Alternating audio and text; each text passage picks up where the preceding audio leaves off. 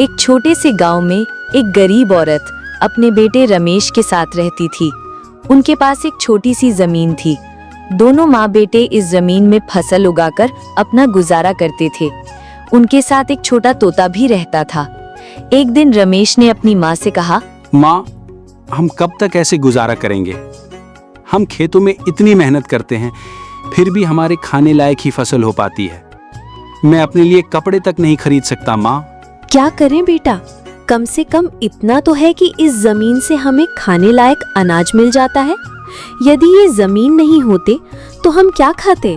एक दिन दोनों माँ बेटे खेत में काम कर रहे होते हैं। तभी वहाँ गांव का एक जमींदार आ जाता है और रमेश से कहता है, क्या बात है रमेश बेटा, अब की बार कौन सा फसल लगा रहे हो? अरे जमींदार जी आइए। ओ जमींदार जी, हम खेत में आलू की फसल लगा रहे हैं। अच्छा, पर रमेश क्या तुम्हें पता है कि तुम्हारे पिताजी ने मरने से पहले मुझसे 10,000 रुपए उधार लिए थे। उसके बदले में जमीन के कागज दिए थे और कहा था कि जमींदार जी मैं 6 महीने में आपका उधार दे दूंगा। लेकिन आज 5 साल हो गए और अभी तक मेरे पैसे वापस नहीं मिले। अगर तुम्हें यकीन नहीं है तो ये बात तुम अपनी माँ से पूछ सकते हो। देखो, मैंने पहले कुछ सालों में तुम्हारे पिता की मृत्यु के कारण कुछ नहीं कहा था, लेकिन अब बहुत हुआ। मुझे मेरा पैसा चाहिए, तभी तुम इस जमीन पर खेती कर सकते हो। इतना कहकर जमींदार वहाँ से चला जाता है और रमेश भी अपनी माँ के साथ दुखी मन से घर आ जाता है। अगले दिन रमेश अपनी माँ से कहता है, माँ, अब हम क्या करेंगे? जमींदार का कर्ज कैसे चुकाएंगे?